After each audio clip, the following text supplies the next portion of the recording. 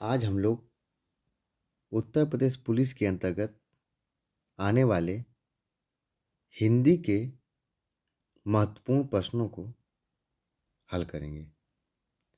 जिसमें पहला प्रश्न है, पंचमाक्षर के बदले अनुस्वार के प्रयोग का सुझाव किसने दिया? इसका सही उत्तर है श्याम सुंदर दास। इसका बच्चों सही उत्तर है श्याम सुंदर दास। श्याम सुंदर दास ने पंचमाक्षर के बदले अनुस्वार के प्रयोग का सुझाव दिया।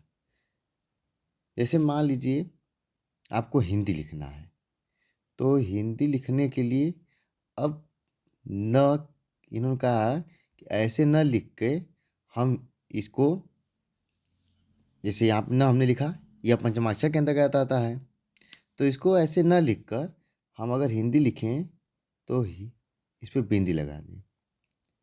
अब ऐसे लिखा जाए, मतलब जो भी लिखा जाए उसमें बिंदी लगा के लिखा जाए।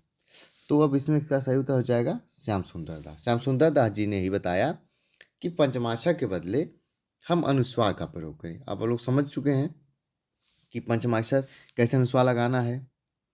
इसके बस पंचमाक्षर के स्थान पे हम एक अनुस्वार लगाएंगे। अनुस्वार मतलब बिंदी एक लगाएंगे। जैसे आपको बताएं हिंदी लिखेंगे तो बिंदी लगाकर ऐसे, यह न कि ऐसे लिखना है, जिसको इन्होंने बताया कि पंचमाक्षर के बदले अनुस्वार का प्रयोग किया जाए। ठीक बच्चों, तो क्या लगाएंगे? अनुस्वार का प्रयोग। किसने बताया है? श्याम सुंदर दास जी ने। अक्षर शब्द का विलोम चुने,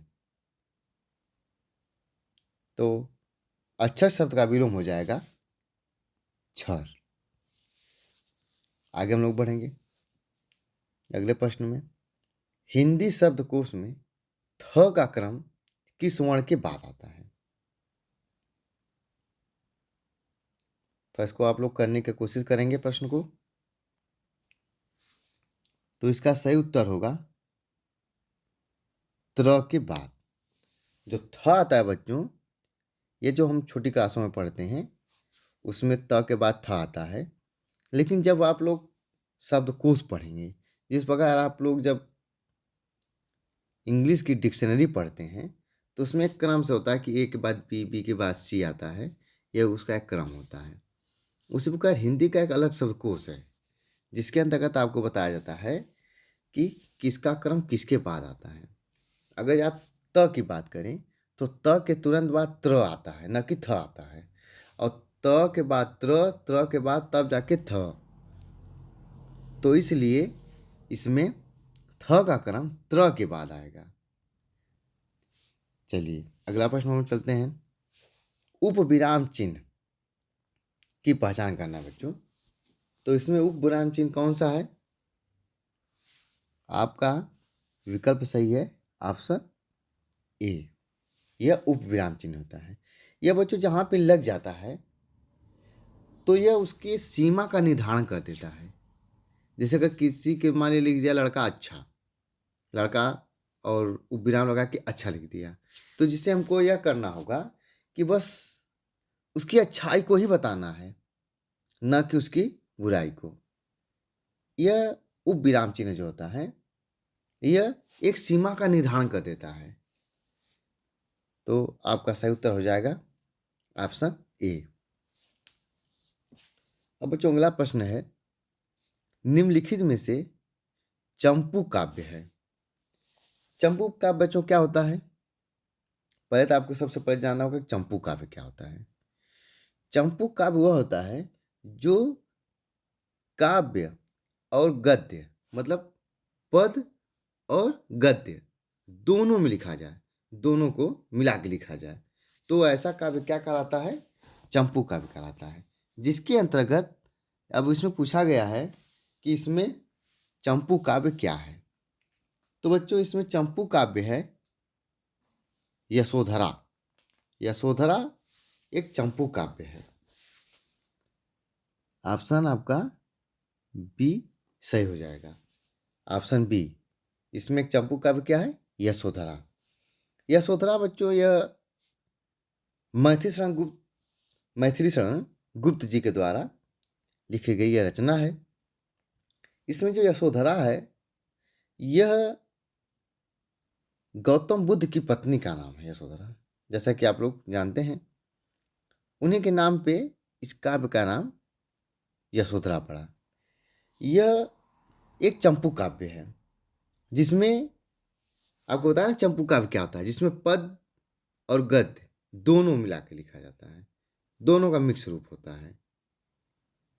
इसमें यशोधरा जब आप पढ़ेंगे चंपू काव्य, इसमें आप पाएंगे कि जब गौतम बुद्ध जी अपना घर छोड़ के जाते हैं ज्ञान की प्राप्ति के लिए, तो उसके बाद जो उनकी पत्नी होती हैं यशोधरा जी, वह कितना कष्ट में होती हैं और वह क्या कहती हैं, ये सब आपको इस काव्य में बताया गया। जैसे कुछ पंक्ति आपको मैं इसके बता रहा हूँ। जैसे उसमें कविता में लिखा गया है कि ये जो पद है इसमें, सिद्ध हेतु स्वामी गए यह गौरव की बात। कह रही हैं यशोधरा जी कि मेरे स्वामी गौतम बुद्ध जी जो कि सिद्धि के लिए गए हैं, यह बड़े गौरव की बात है। पर चोरी चोरी गए यही बड़ा व्याघात। कहे लेकिन वह चोरी चोरी गए, यह मुझे बड़ा इस बात का कष्ट है कि वह बड़े चोरी चोरी से गए। सखी वे मुझसे कह कर जाते, वह कह रहे हैं कि वह मुझसे कह कर जाते तो मुझे इतना कष्ट ना होता। यह चंपू काव्य बच्चों, तो इसका आपका सही उत्तर हो जाएगा ऑप्शन बी यशोधरा। अगला प्रश्न है, मोहन पुलिस बनना चाह रहा था इसलिए वह रात भर पढ़ता था। यह वाक्य कौन सा बच्चों? रचना के आधार पे आपको बताया गया कि वाक्य के 3 भेद हैं, सरल वाक्य, संयुक्त वाक्य और मिश्र वाक्य।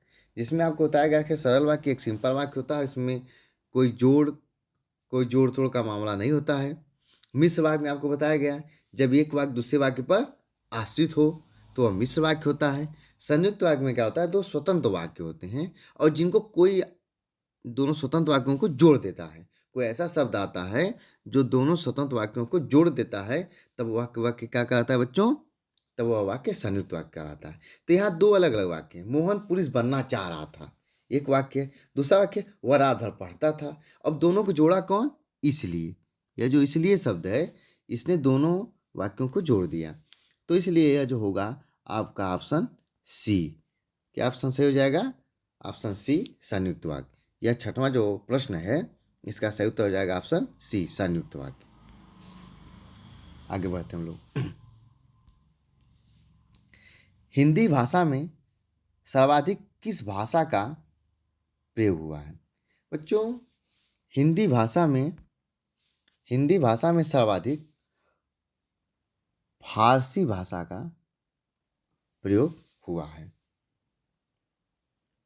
सपरिवार शब्द में कौन सा समास है? आपका सही उत्तर हो जाएगा बहुव्रीहि समास। जब स जुड़ के बच्चों जुड़ता है जिस स उपसर्ग लग के, तो ऐसे शब्द जो होते हैं वह बहुव्रीहि समास के अंतर्गत आता है। सब परिवार मतलब परिवार के साथ। यह आपका क्या हो जाएगा उत्तर सही? ऑप्शन सी बहुव्रीहि समास। अगला प्रश्न है, दिव्यर्थ में कौन सी संधि है? दिव्यर्थ जब इसको आप संधि विच्छेद इसका करेंगे तो हो जाएगा देवी धन अर्थ। अब जैसे कि आप पढ़ेंगे देवी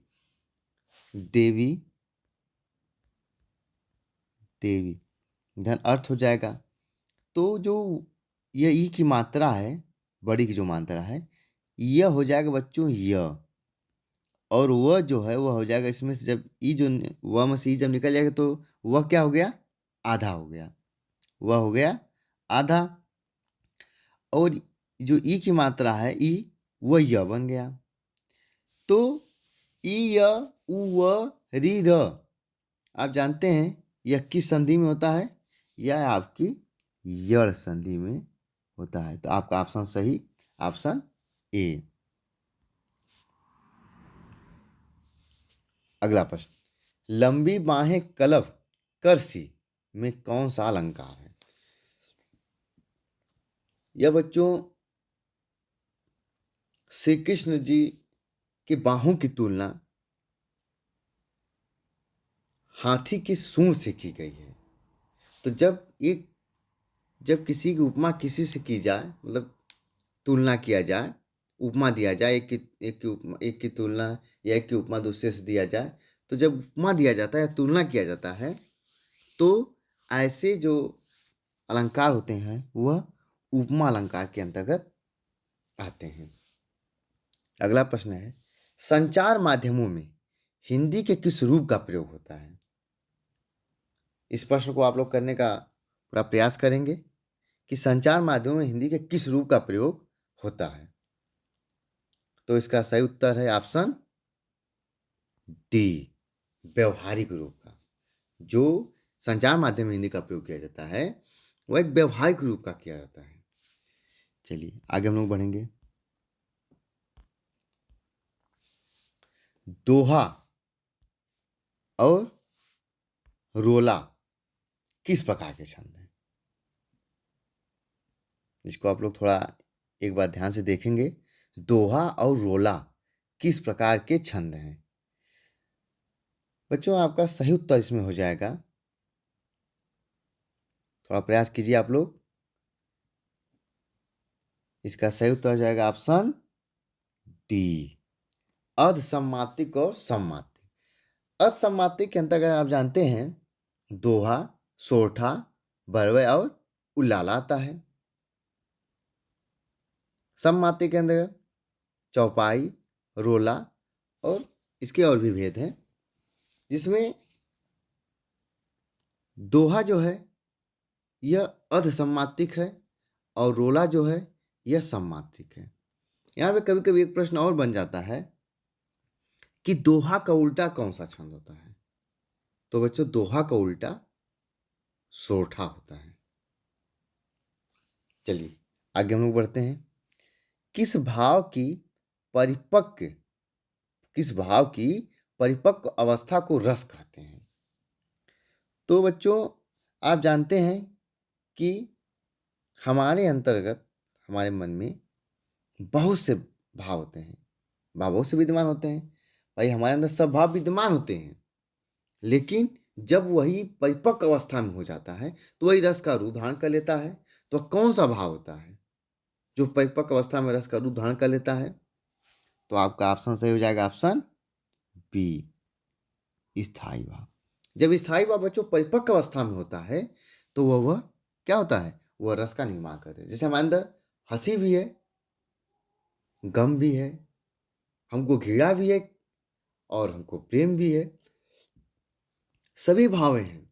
लेकिन अब जिस भाव की प्रधानता होगी, जो भाव हमारे अंदर रुक जाएगा, तो जब रुकेगा तो स्थायी का रूप धारण कर लेगा। तो फिर जिसका वह रूप धारण करेगा, जिस भाव का स्थायी भाव वो जिसका वह भाव स्थायी भाव जागृत हो गया, अब वही रस हमारे अंदर जागृत हो जाएगी। भाव तो सब है, तो स्थायी भाव की परिपक्व अवस्था को ही बच्चों रस कहते हैं। अगला प्रश्न है, इसमें बच्चों अशुद्ध वर्तनी का चयन करना है। क्या करना है बच्चों? अशुद्ध वर्तनी का। इसमें कौन सा अशुद्ध है? तो आपका कौन सा विकल्प सही होगा बच्चों? सभी प्रश्नों को आप लोग करने की कोशिश करेंगे, तो इसका सही उत्तर हो जाएगा ऑप्शन डी। यह बच्चों अशुद्ध है, बाकी ये तीनों आप देख रहे हैं जो शुद्ध हैं। अगला शब्द है बेवकूफ। शब्द में कौन सा उपसर्ग है? आपको उपसर्ग और प्रत्यय करते समय एक बात का ध्यान देना होगा कि इसमें पहला बात यह ध्यान देना है कि मूल शब्द पहले पहचाने। किसी भी शब्द, भाई कोई अगर उपसर्ग या प्रत्यय लगा हो तो उसमें कोई ना कोई मूल शब्द होगा। तो हम मूल शब्द अगर निकाल लेंगे तो आगे जो जुड़ा वह उपसर्ग, जो पीछे लगा वह प्रत्यय। तो चूंकि इसमें हमको उपसर्ग बताना है तो हम पहले मूल शब्द निकालेंगे। तो मूल शब्द जब निकालेंगे तो जो आगे जुड़ा होगा वह क्या हो जाएगा? उपसर्ग हो जाएगा। तो इसमें आपका जो सही उत्तर है वो ऑप्शन बी। बी क्या है? बे। बी में जो है बे, जैसे वकूफ और बे। वकूफ मूल शब्द है जिसमें बे उपसर्ग लगा हुआ है। बे का अर्थ होता है बिना और वकूफ का अर्थ होता है ज्ञान। ज्ञान के बिना, तो वही तो बेवकूफ है। जो बिना ज्ञान का है, जिसके पास ज्ञान नहीं है, जो बिना ज्ञान का है वही बेवकूफ है। तो वकूफ और बे, इसमें क्या बच्चों उपसर्ग है? इसमें उपसर्ग है बे।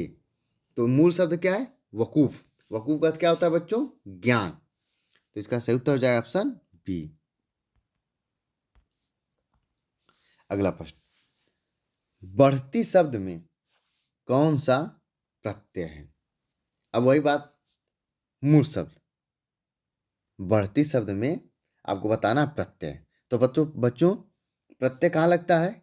शब्द के अंत में, शब्द के पीछे, बाद में, ठीक है ना? तो मूल शब्द जब आप इसको में से निकालेंगे तो मूल शब्द आएगा बढ़। बढ़ आप सुने होंगे। और इसमें जुड़ा क्या बच्चों? ऑप्शन सी, ती। अगला प्रश्न है, इस शब्द का पर्यायवाची बताना है। इसमें देखिए आप लोग, इसमें इसका पर्यायवाची शब्द कौन सा है? एक बार आप लोग प्रयास करें, उसके बाद मेरे द्वारा बताए गए उत्तर को देखें और इसे याद कर लें। बहुत ही महत्वपूर्ण प्रश्न है। इसका सही उत्तर होगा ऑप्शन डी, बाण। अगला प्रश्न है, रव का विलोम शब्द। आपको बताना है रव का विलोम शब्द।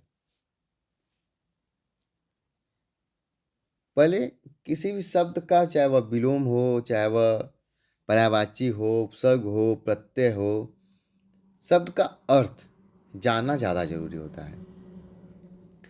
जैसा कि रव, रव का अर्थ होता है आवाज। तो इसका विलोम क्या हो जाएगा? आवाज रहित, जो आवाज, जहाँ आवाज ना हो। तो रव का विलोम शब्द क्या हो जाएगा बच्चों? Option C, Nirav. अगला है, जो भविष्य में निश्चित रूप से होने को है। इसके लिए कोई एक शब्द, वाक्यांश के लिए एक शब्द बताना है। तो थोड़ा इसको करें आप लोग।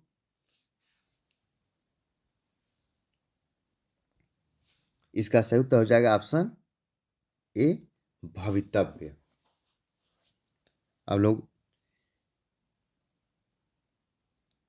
अंतिम प्रश्न को हल करेंगे और सभी लोग इसको सही करने का प्रयास करेंगे, जिससे आपके नंबर ज़्यादा से ज़्यादा पुलिस के परीक्षा में प्राप्त हो सकें।